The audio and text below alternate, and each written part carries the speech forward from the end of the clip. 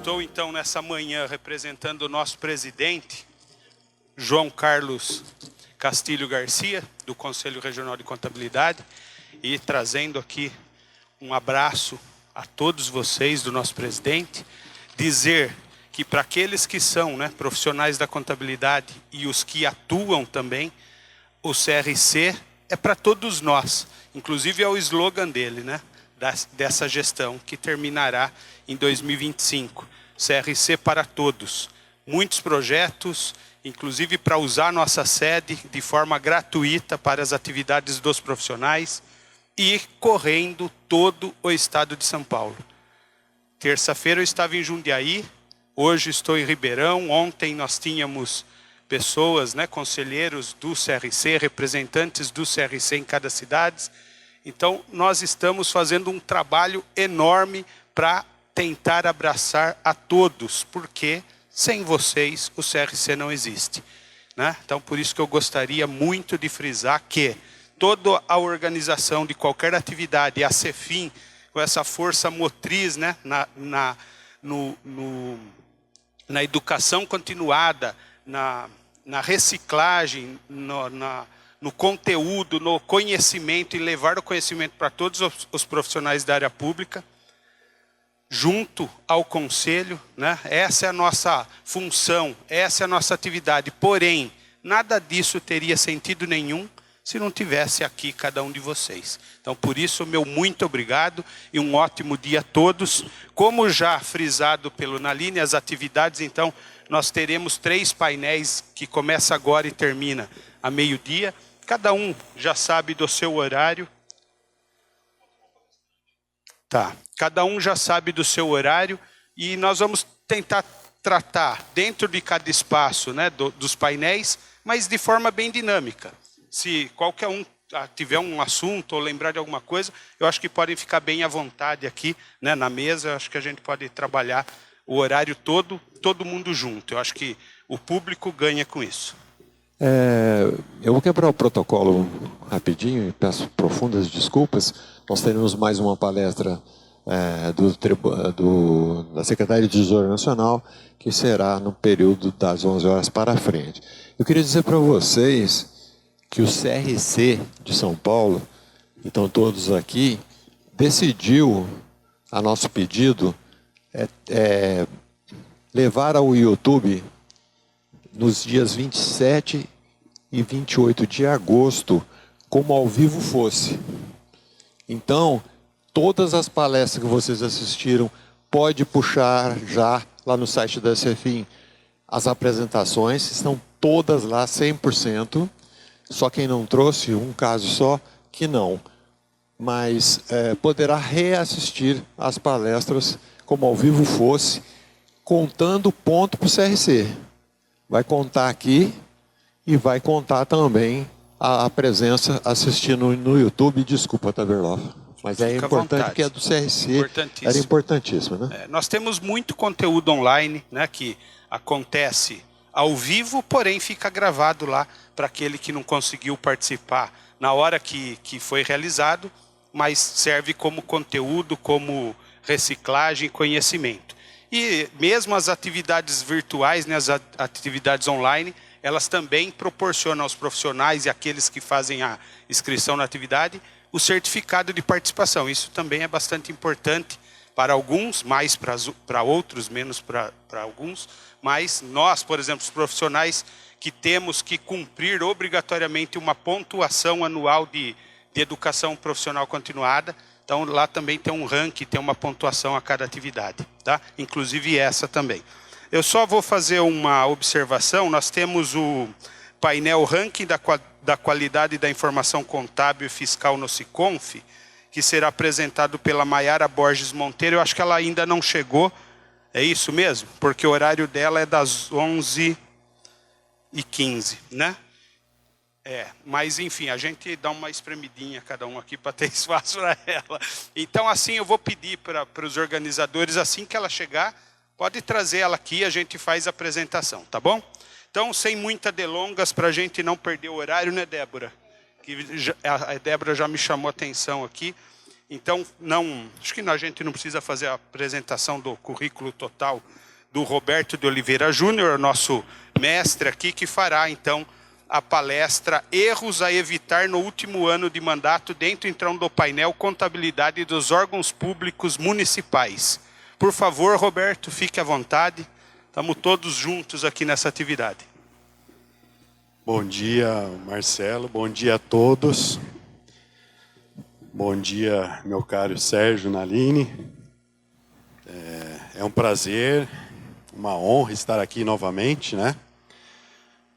Junto ao CIGESP. Esse é o 13º, já participei de vários. O ano passado estava aqui também, falando de um outro assunto. E é sempre muito gratificante estar aqui falando de contador para contadores, né? Principalmente. Eu sei que tem outros profissionais aqui da gestão pública, mas hoje é o dia dos contadores praticamente, né? Então tem muitos contadores aqui.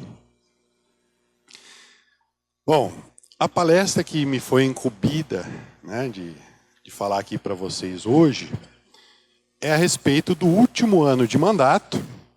O último ano de mandato que a gente tem que tomar muito cuidado, né?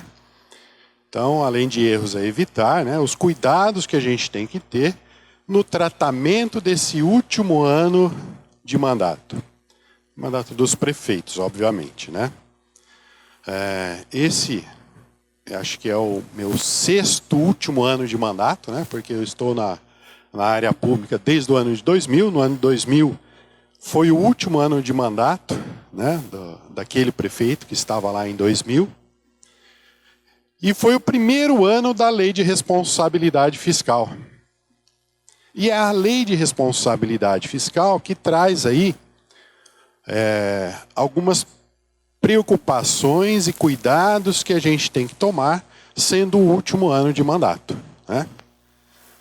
Bom, então eu vou falar para vocês sobre o artigo 42 da Lei de Responsabilidade Fiscal, o que isso tem a ver com a NBC-TSP, né, que são as normas brasileiras de contabilidade técnicas aplicadas ao setor público. Os cuidados aí com as provisões, ativos e passivos contingentes, que é uma norma também. E o tratamento do ativo imobilizado, né? Então a gente vai ver esses 3 temas aí, para falar do último ano de mandato, os cuidados que a gente tem que ter nesse último ano de mandato. Quando eu falo os cuidados que devemos ter, eu estou falando a contabilidade especificamente, tá? Então, é o contador, é a contabilidade que vai ter que tomar esses cuidados, né, para não cometer erros que possam depois causar problemas para ele mesmo, né, para o próprio contador. Porque vocês imaginem o seguinte, se o contador fizer alguma coisa de errado lá no último ano de mandato, e o prefeito sofrer, por exemplo, inelegibilidade. O nome é difícil, né? Adivinha para quem que vai sobrar essa história, né? Então, é sempre o contador o responsável, né? Aquele, vamos dizer, o chefe das contas que vai dizer para o prefeito, ó, prefeito, você pode ou não pode fazer isso ou aquilo. Aí vocês vão me dizer, mas o prefeito não me escuta. Realmente, muitos não escutam, né? Mas deveriam, tá? E não é porque ele não escuta que a gente não vai falar. A gente tem que falar. É nossa obrigação. Dizer o que deve ser feito. Se ele vai fazer ou não, é tomar a decisão dele, né? Ele vai assumir essa responsabilidade. Mas a gente tem que falar. E não é só falar, tá? Eu digo falar uma figura de linguagem. A gente tem que pôr no papel, tá? Então vamos ver algumas coisas aqui também em relação a tudo isso, né? O artigo 42 é muito conhecido do pessoal da área pública, né? É aquele artigo que, em outras palavras, né? Não vou ficar lendo aqui o artigo todo, mas qual que é o sentido desse artigo?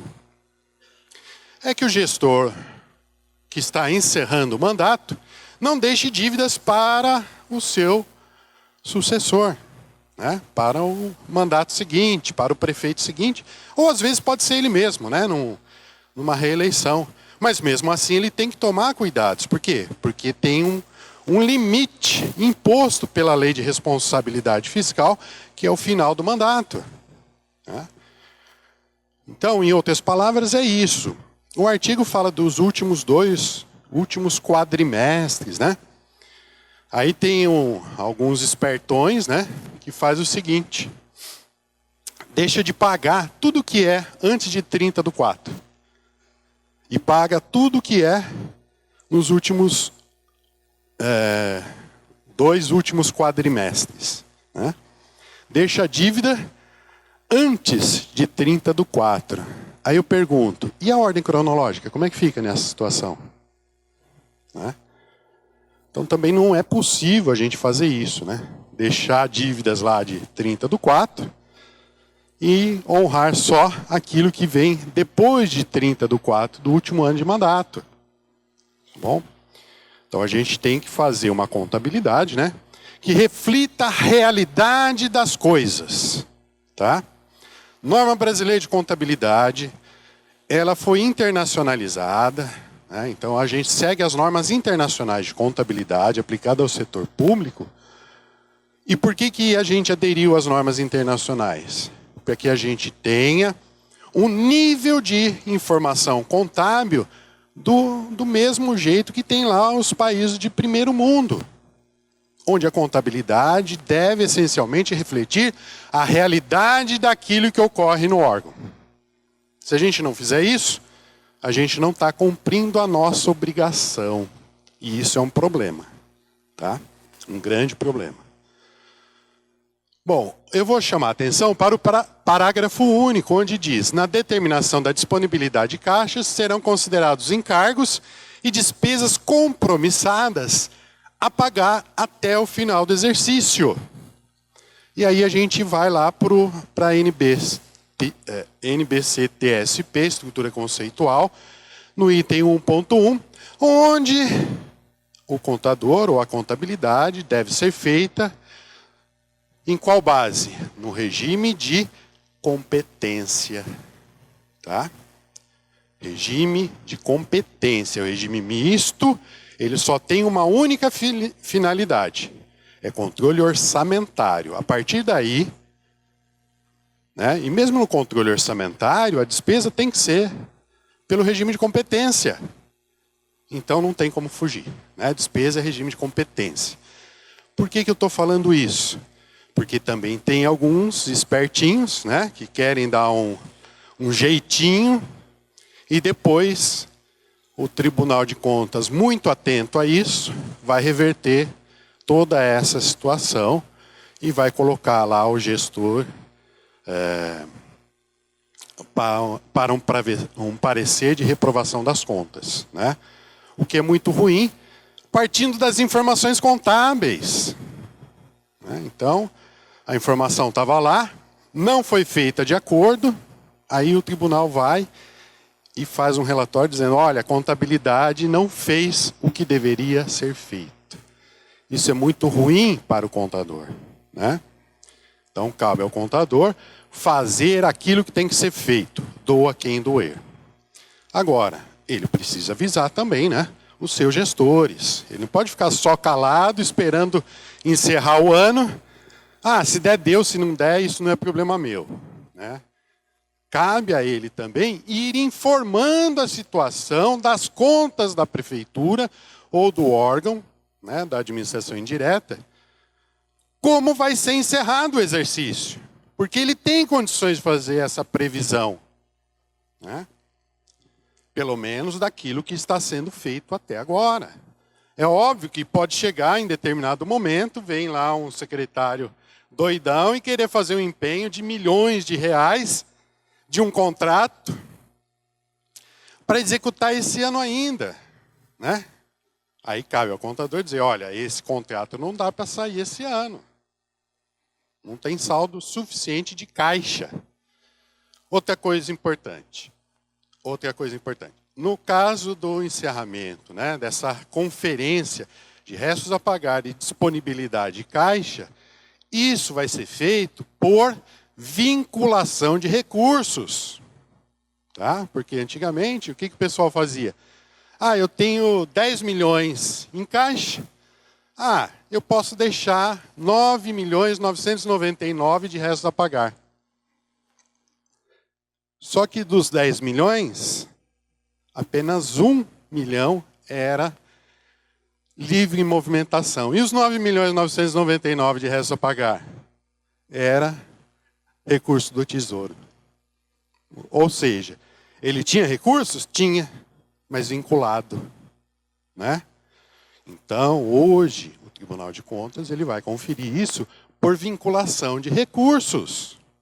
Tá? Isso é importantíssimo também para a gente evitar qualquer problema no encerramento do mandato. Né? Mas vamos em frente que tem bastante coisa para falar aqui. O que a gente recomenda, né? No último ano de mandato, principalmente, a gente tem que fazer um decreto de encerramento do exercício. Vocês conhecem o decreto de encerramento de exercício? É aquele lá onde a gente vai limitar o tempo das coisas para encerrar o mandato. O tempo de fazer empenho, o tempo de receber notas fiscais, de fazer liquidação de empenhos, o tempo de fazer pagamentos. Tá? Isso tudo tem que estar num decreto. E não é no decreto feito lá em dezembro, não. Tem que fazer agora. Né? Para que as pessoas possam se programar para chegar lá em dezembro já com essa programação feita e esse cronograma feito. Tem que ter um planejamento de como vai encerrar o mandato. Porque se você deixar para emitir esse decreto lá em dezembro, não vai dar tempo das pessoas se planejarem. Né? Planejarem de que forma?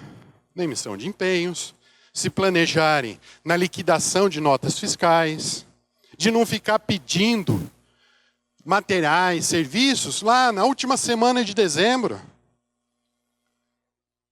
Isso tudo tem que ser planejado para que a contabilidade tenha condições de fechar antecipadamente as suas contas. Ou pelo menos uma previsão. Aí vocês vão me falar, ei, professor, mas isso daí, lá no meu município, nunca dá certo. Sempre tem notas fiscais que vêm em janeiro, referente a dezembro. O pessoal esquece na gaveta, né? Põe na pasta, deixa no carro. Eu sei que isso acontece. O que a gente quer com o decreto é reduzir o número de ocorrências ao máximo possível. Né? Lá no meu município, quando eu era contador, eu tenho 25 anos de administração pública municipal, tá, pessoal? Não parece, tá? Eu sei que eu tenho cara de 30 anos, mas eu tenho um pouco mais, tá? Eu tenho 25 anos de administração municipal. Então, quando eu estava lá no meu município, primeira vez que eu fiz esse decreto de encerramento, eu arrumei uma confusão danada lá, né? Por quê? Chegava o pessoal em 30 de janeiro, queria me trazer nota de dezembro. Né?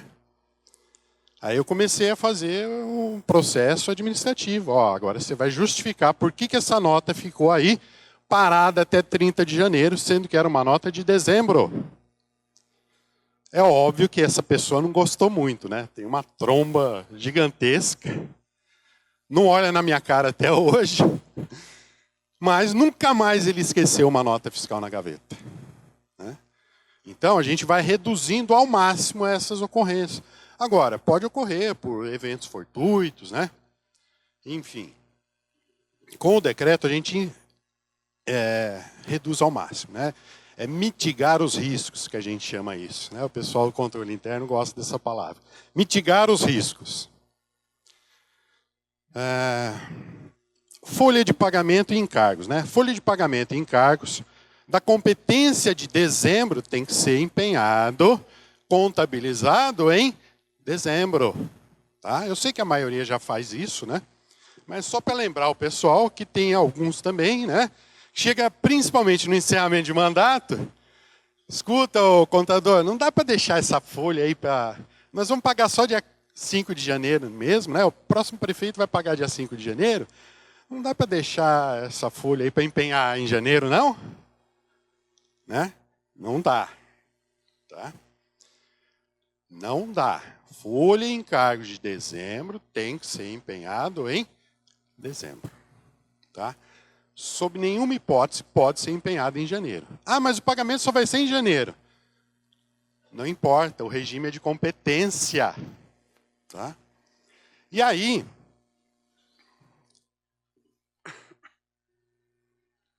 eu chamo a atenção também para aquelas despesas de dezembro que a gente só paga em janeiro.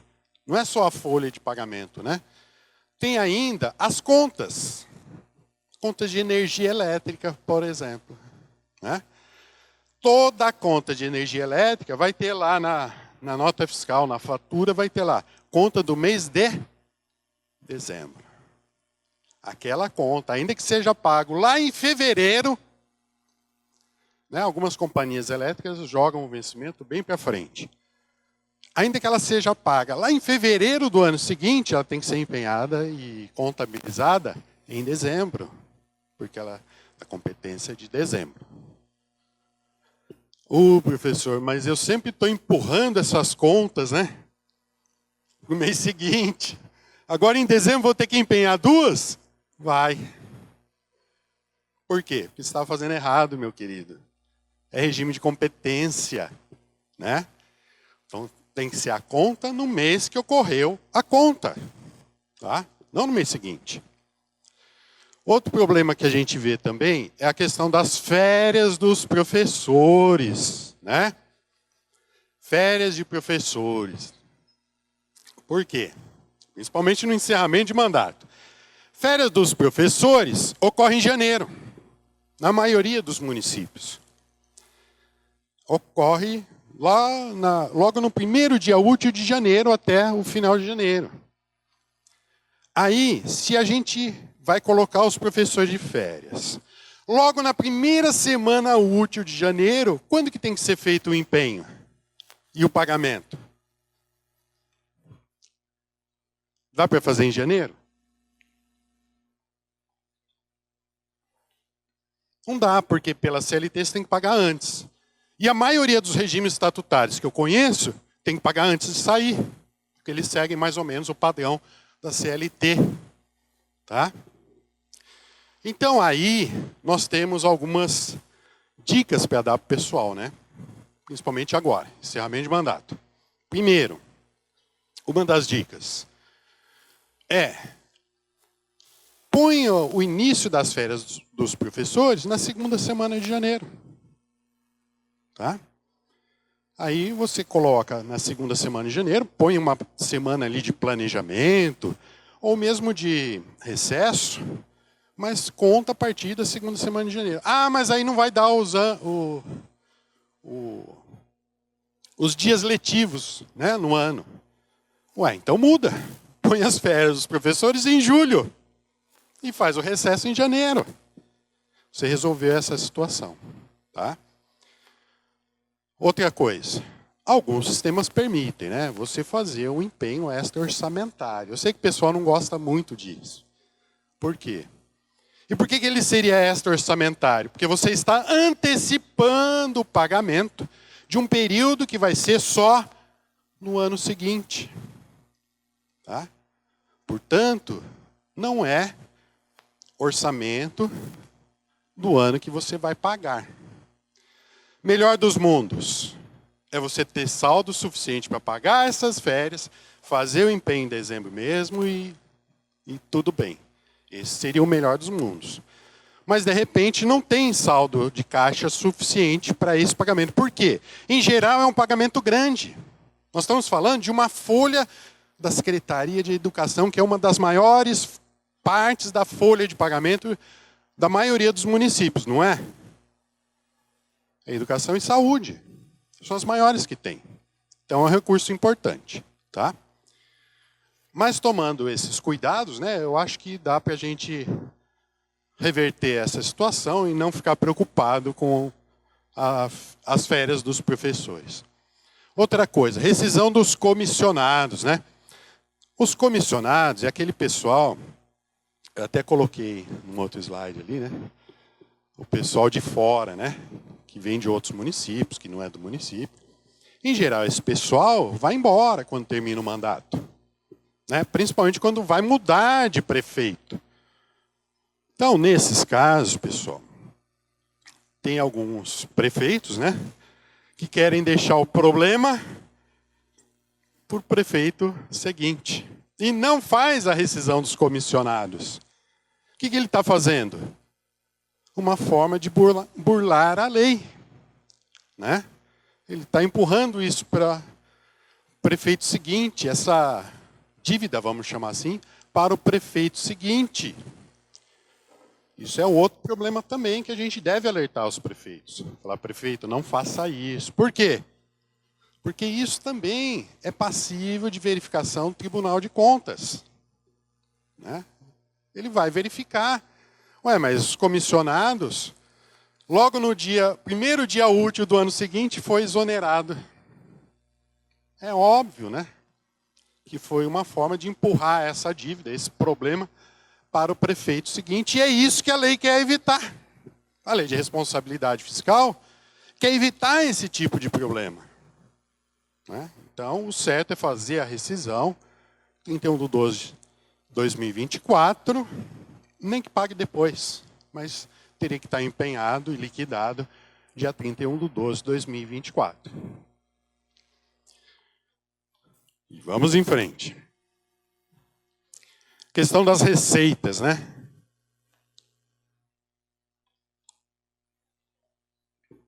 Principalmente o FPM, mas pode acontecer também a última parcela do ICMS, né? Por quê? O FPM, a última parcela, é dia 30 de dezembro.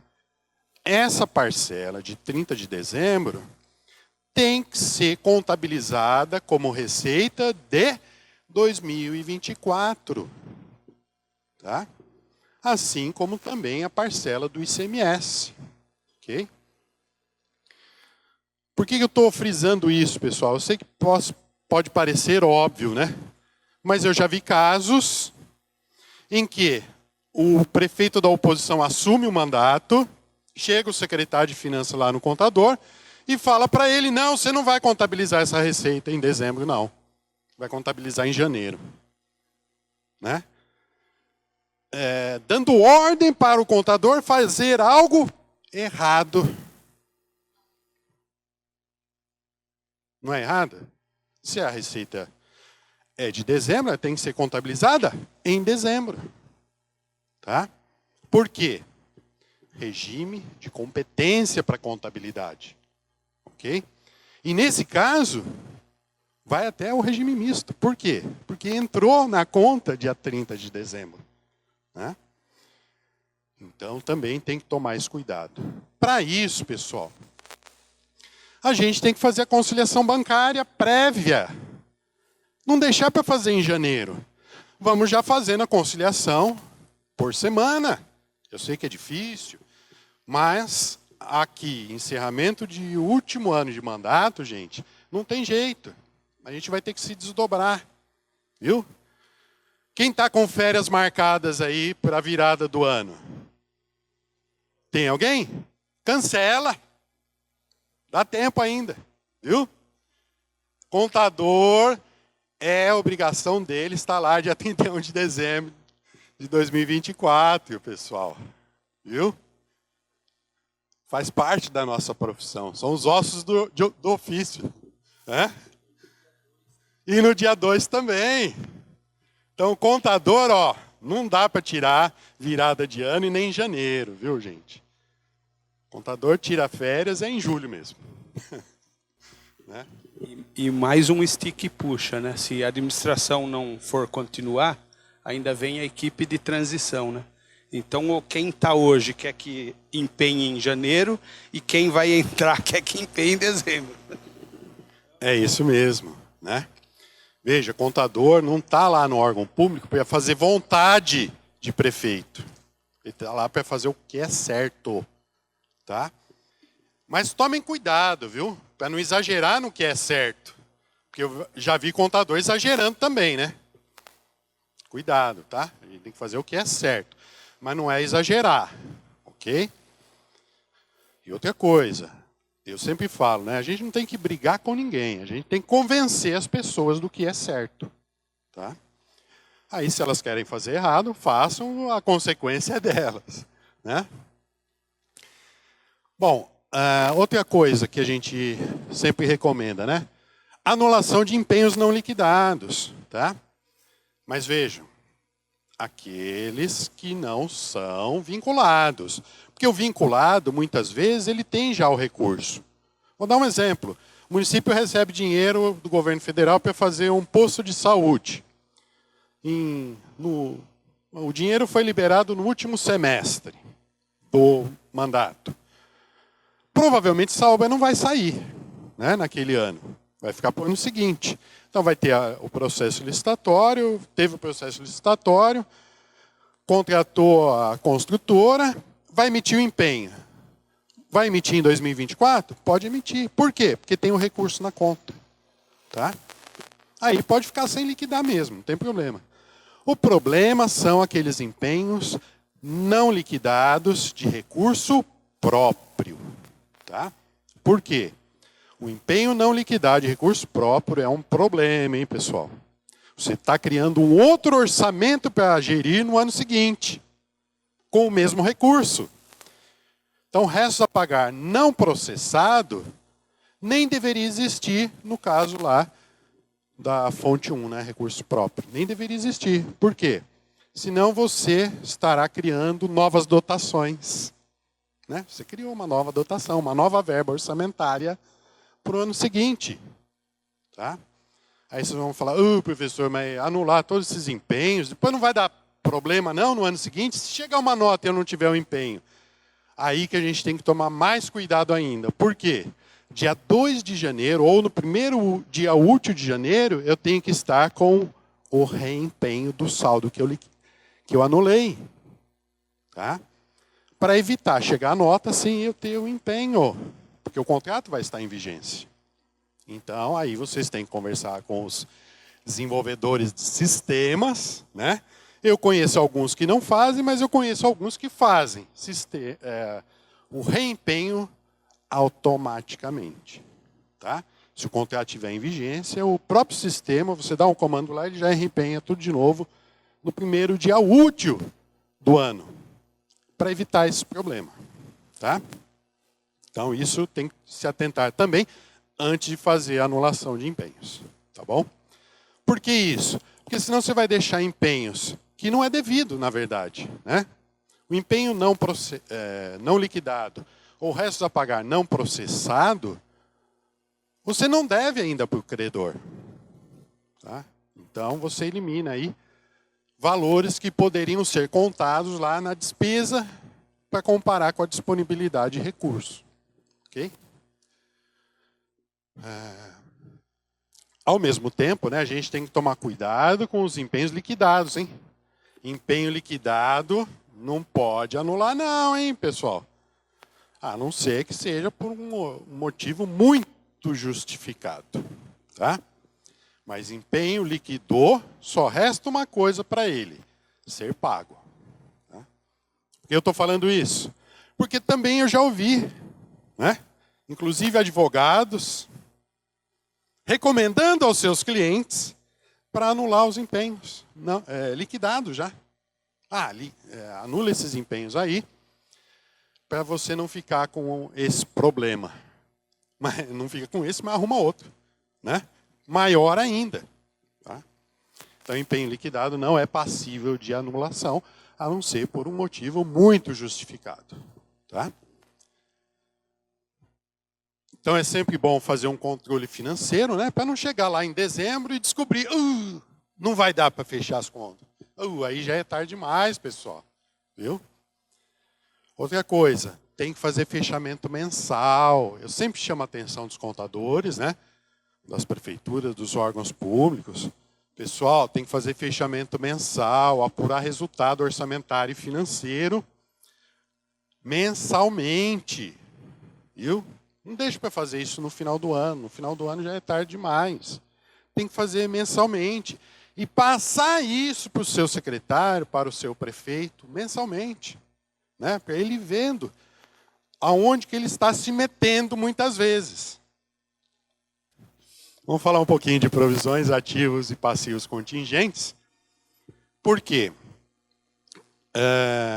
Nós temos aí uma obrigação, de acordo com a NBC TSP 03, né, de fazer as provisões. E provisões, pessoal, não é provisão de férias, não, viu? Aliás, nem pode mais chamarmos, né, ter esse termo, provisão de férias, provisão de 13º. Isso daí não é provisão, isso daí é obrigação. Tá?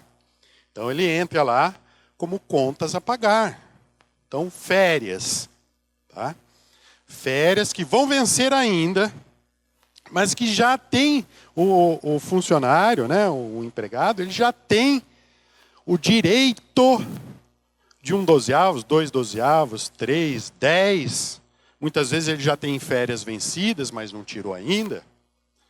Então, esses valores têm que estar como obrigações a pagar, não como provisão. Por quê? Porque a norma fala que provisão é diferente. Provisão é para data ou valor incerto. No caso das férias, principalmente, né, no encerramento de mandato, não vai ter 13º a provisionar, né, ou a contabilizar. Mas as férias têm. Ah, mas o valor é incerto. Não, não é incerto. Por quê? Porque você calcula 1 dozeavos, né? 3 dozeavos, 2 dozeavos, enfim. De acordo com o período, né, de aquisição dessas férias. Tá? Então já tem um valor. Tem prazo? Tem o limite. Quando que é? Né? Pela CLT é até vencer a próxima. A maioria dos regimes estatutários também. Tá? Porque eles seguem mais ou menos a CLT. Então tem prazo também para você pagar essas férias. Ok? Então aí não é caso de provisão. É caso de obrigações a pagar. Ok? O professor precisa fazer o empenho dessas férias que não estão para pagar ainda? Não necessariamente. Tá? Mas na contabilidade eu tenho que ter. Lá no passivo, né? Passivo circulante, eu tenho que ter essa continha lá de obrigações a pagar. Ah, mas professor, eu vou fazer isso sem fazer empenho? Vai. Porque vocês já fazem lançamentos na esfera patrimonial, né? De natureza de informações patrimoniais, sem passar pelo empenho. Ou vocês não fazem depreciação? Não. Não vai me dizer que vocês não fazem. Tem que fazer, viu, gente? Depreciação tem que calcular. Bom, vamos em frente aqui. Então, contas a pagar, né, são esses serviços, são esses passivos, né, relacionados a bens e serviços que já foram entregues. Então, contas a pagar. As liquidações. Obrigações por competência, é o caso das férias, né? Ou, ao longo dos meses, do 13º também.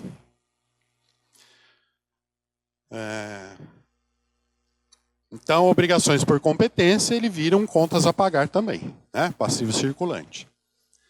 As provisões, elas são divulgadas separadamente. Por quê? As provisões é algo, como eu disse, ou de valor incerto ou de prazo incerto. Tá? Professor, mas que diabo de provisões então são essas? A maioria dos casos são de ações judiciais. Eu sei que vocês têm pouca ação judicial. Viu? Não precisa me falar. Eu sei, é uma ou duas só, por município. Tá? As ações judiciais, o pessoal do jurídico quer me matar quando eu falo isso. As ações judiciais, a contabilidade tem que saber quais são, qual o valor estimado, porque se ela já tiver em segunda instância, né, com decisão de segunda instância, já tem o valor.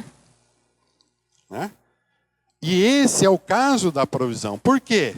Porque provavelmente o município, o órgão, vai perder a ação. Então, tem que provisionar. Tá? Então, isso é um caso também de provisões, tá? Ações judiciais que estão lá para serem perdidas. Em outras palavras, o contador já sabe que o município vai ter que pagar, então ele provisiona isso, tá bom?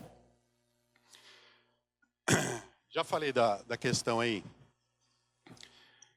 de férias anuais, né? Férias prêmio também ocorre a mesma coisa, tá? E 13º. Aí nós temos o caso dos passivos contingentes. O que são os passivos contingentes? Os passivos contingentes é aquela ação judicial também, né, como exemplo, de algo que eu não sei o valor e não sei se o município ou o órgão vai ganhar ou vai perder a ação. Não tem previsão, está nas fases iniciais do processo. Então, essa eu não vou ficar estimando o valor, colocando probabilidade, nada disso. Eu simplesmente vou fazer lá na nota explicativa, tá? Já as provisões, eu tenho que reconhecer na contabilidade como passivo, ou circulante, ou não circulante, tá bom? Ah, e os precatórios? Precatório, eu sei que também vocês não têm, é um caso ou outro só, tá? Os precatórios não é provisão, viu, gente? Precatório é dívida, tem que ser reconhecida. Passivo circulante ou não circulante, não tem nem o que discutir nesse caso, tá? Por quê? Porque tem valor certo e tem data para pagar, limite, né? Então, provisão, aliás, precatórios não cabe provisão, cabe reconhecimento como obrigação a pagar, tá bom? Então, passivo contingente é aquela obrigação possível. Provisão é a obrigação provavelmente, né, que provavelmente vai ocorrer. Vou falar um pouquinho, nos últimos minutos aí, do tetamento do ativo imobilizado, né? Em resumo, o que eu quero que vocês observem aí quando a gente fala de tetamento imobilizado, né? Pessoal, tem aqui uma portaria, né? Para quem não conhece, a portaria 548/2015, onde ela já diz quais serão os procedimentos contábeis patrimoniais relacionados ao imobilizado que já deveriam estar sendo feitas. Ok? Dentre essas obrigações, nós temos aí o caso do reconhecimento dos ativos, né, de imóveis. Tá? Por quê? Porque tem muito ativo de imóveis dos órgãos públicos que nem o órgão público sabe que tem. Viu? É preciso fazer aí uma busca nos cartórios de registro de imóveis, né? Uma comparação com o cadastro do técnico de imóveis. Porque às vezes a informação está na própria prefeitura, mas não está na contabilidade. Às vezes lá no cadastro técnico tem lá os imóveis que são da prefeitura, mas eles não estão no patrimônio, na contabilidade, né? O patrimônio sempre foi muito maltratado pelos órgãos públicos. Muito, né? Em qualquer empresa que você vá, o patrimônio é responsabilidade de quem? Da contabilidade, né? E no órgão público? Ah, pega aquele funcionário que ninguém quer, eu sei que isso também não ocorre, tá? É só um exemplo. Pega aquele funcionário que só dá problema, que ninguém quer, para onde que ele vai? Para o patrimônio, né? Vai ficar lá no patrimônio. Patrimônio é muito importante, pessoal, viu? Para que a gente tenha uma contabilidade, novamente, que reflita a realidade das coisas, do seu órgão, né? Então, eu tenho que fazer esse levantamento patrimonial. Eu tenho que calcular a depreciação dos bens, né? Hoje, a maioria dos sistemas já faz isso automaticamente, né? Mas o grande problema do patrimônio é o reconhecimento do imobilizado que não vem pelo empenho. Porque quando vem pelo empenho, você fez o empenho automaticamente, né? Muitos sistemas já fazem o registro patrimonial. O problema é daqueles bens de doação, por exemplo, de transferência, né? Esses não passam pelo empenho. E aí que está o grande problema. Por quê? Muitas vezes você tem imóveis com muito valor que não estão sendo reconhecidos na contabilidade. Tá? Às vezes o prefeito ficou lá durante 4 anos tentando adquirir ou transferir uma área grande, né, para novos projetos, para novas distrito industrial, tentando transferir do Estado para o município. E ele consegue.